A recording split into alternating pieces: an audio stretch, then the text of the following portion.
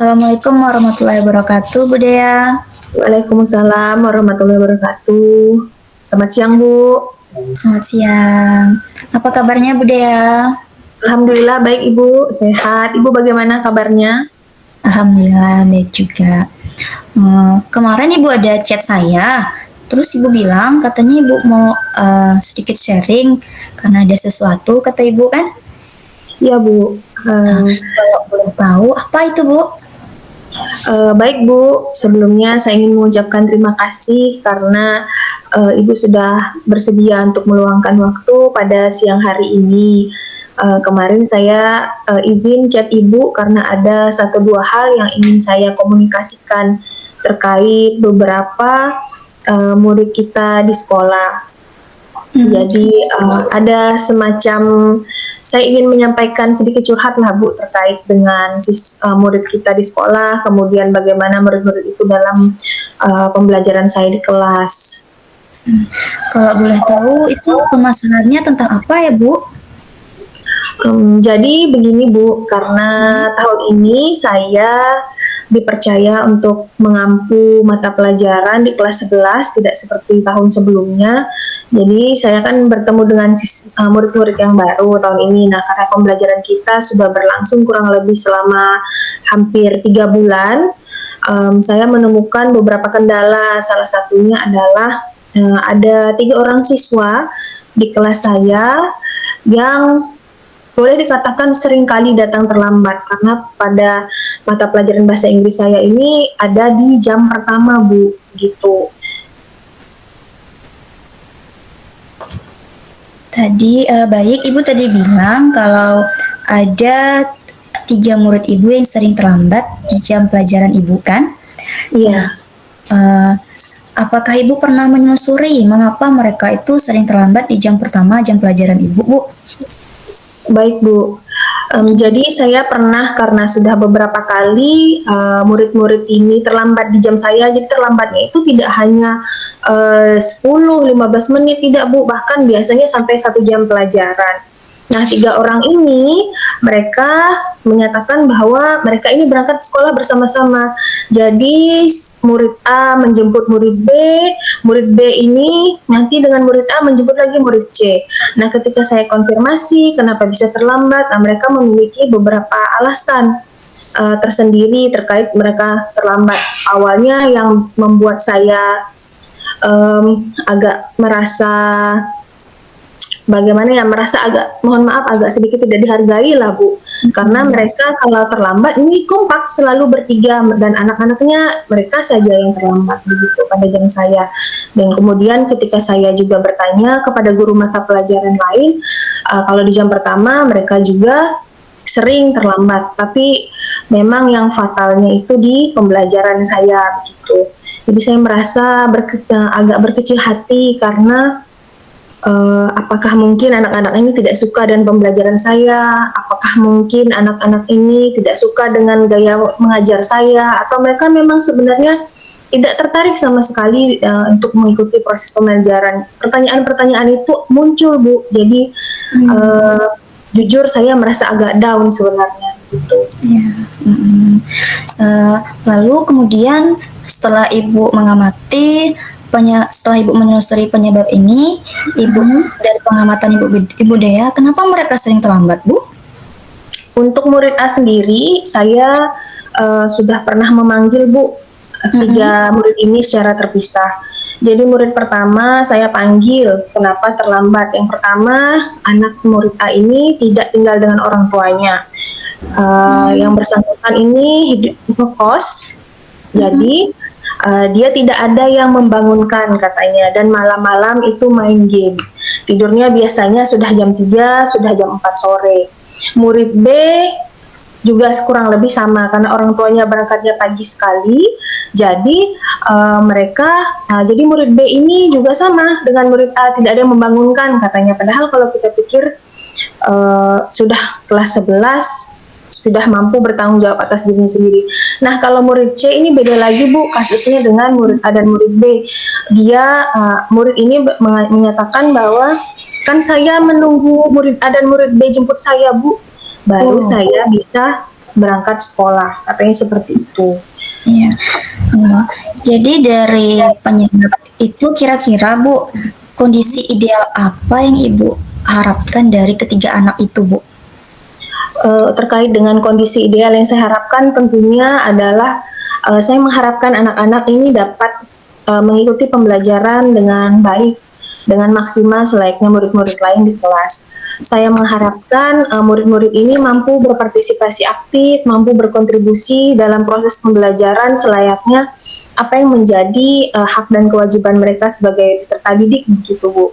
Namun dalam hal ini ketika mereka terlambat, otomatis kan perhatian saya akan terpecah antara harus menangani anak-anak saya yang terlambat ini dan juga harus mengontrol kelas, di mana kalau mereka datang otomatis kelas tidak kondusif lagi.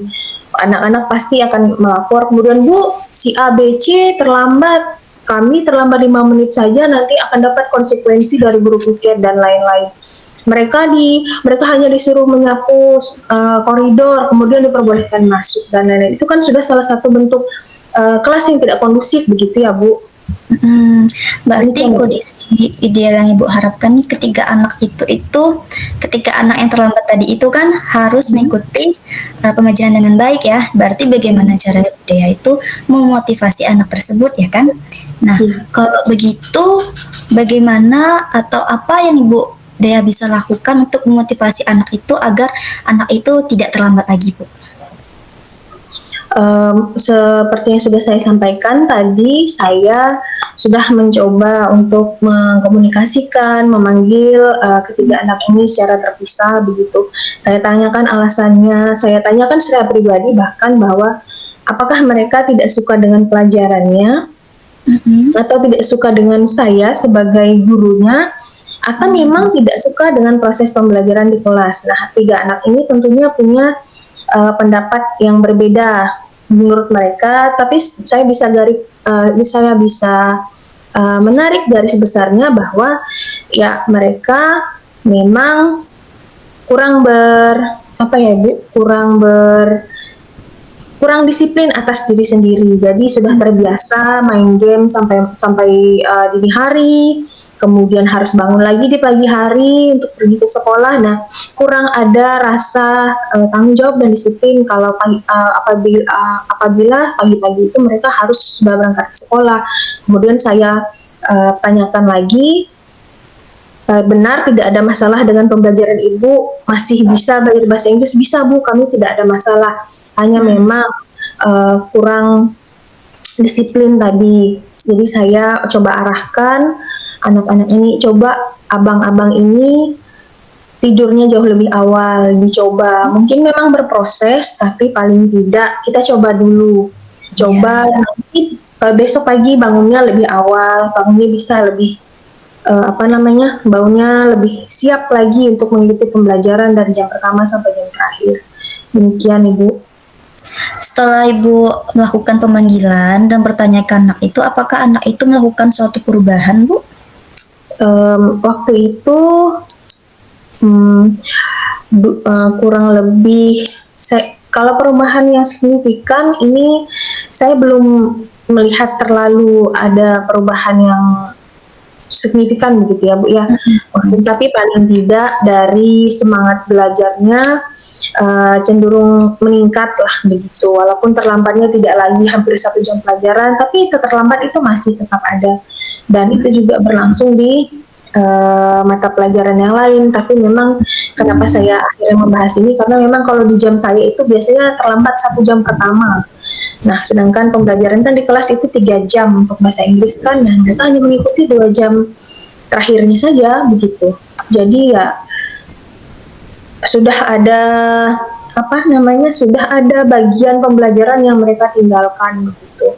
Dan saya berharap ini tidak terjadi lagi, mengingat mereka sudah kelas 11, waktu belajarnya sudah tidak lama lagi, kemudian banyak capaian belajar yang masih mereka belum maksimalkan. Wah, luar biasa sekali Ibu Guru ini. Nah, kemudian Bu, nanti setelah itu rencana apa yang akan Ibu lakukan ke depannya untuk mengatasi anak-anak yang terlambat tersebut? Baik Bu, saya Terima kasih.